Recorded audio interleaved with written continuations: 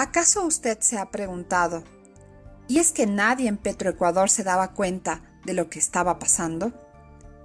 En la última década los sindicatos se han convertido en una mala palabra, con todo un aparato estatal dedicado a destruirlos para tener vía libre a toda serie de fechorías de las que ahora estamos siendo testigos.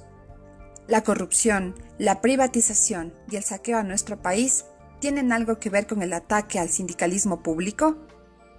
Pues claro que sí. Veamos el caso de Petroecuador. En abril de 2008, dirigentes sindicales de Petroecuador publicaron un remitido de prensa con el título «Solo con la nacionalización del petróleo, la patria será de todos».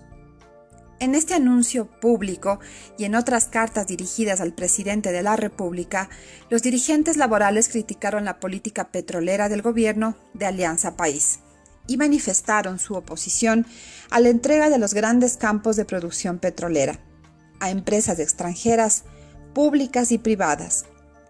Asimismo, cuestionaron la renegociación antinacional de los contratos de los bloques petroleros y denunciaron el conflicto de intereses del entonces ministro de Minas y Petróleos, Galo Chiriboga, por los casos de Petramina, Petrobras en el bloque 18 y Ceramín. En respuesta se despidieron a los 4 dirigentes de FETRAPEC y luego de eso a miles de trabajadores más. Se desarticuló el movimiento sindical crítico e independiente. Se cooptaron a falsos dirigentes laborales para conformar un comité de empresa sometido a sus designios, incapaz de defender los intereses del país y los legítimos derechos de los trabajadores. Esto permitió que quienes asumieron la administración de Petroecuador hayan tenido vía libre para cometer delitos. Durante el mismo 2008, los contratos colectivos de los 4 comités de empresa de trabajadores de Petroecuador fueron los primeros en ser revisados unilateralmente. ¿Qué les quitaron? Los privilegios, dirá el gobierno. La verdad es que se les arrebató cláusulas de estabilidad, cláusulas en contra de la privatización, y ahora entendemos bien por qué. Se les privó de las cláusulas de libertad sindical. Por esto y más, desde el 2008, la Internacional de Servicios Públicos y la Unión Nacional de Educadores denunciaron sistemáticamente ante la Organización Internacional del Trabajo, OIT, los ataques a los derechos sindicales en el sector público.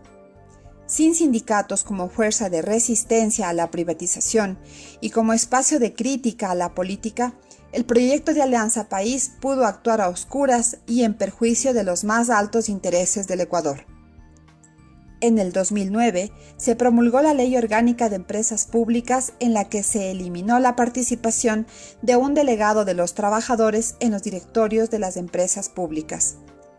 Se hacía cada vez más evidente que el proyecto de Alianza País no solo trataba de privatizar las áreas estratégicas, sino además enriquecerse con ellas.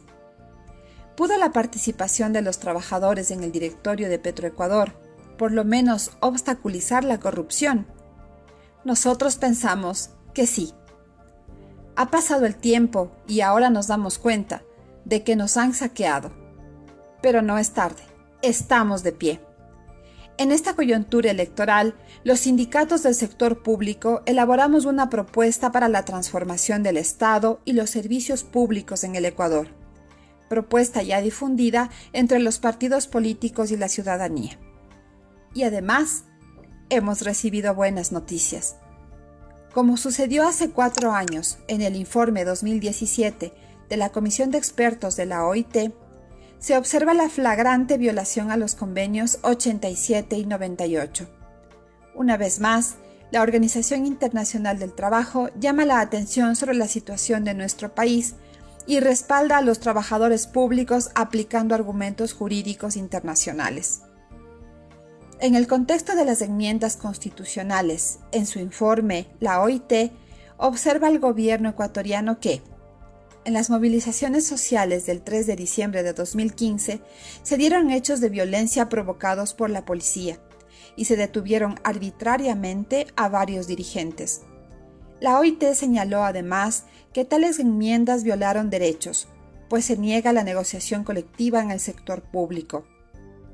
Además, observó que desde el 2008 se negó el derecho de los servidores públicos a constituir sus organizaciones para la defensa colectiva de sus intereses.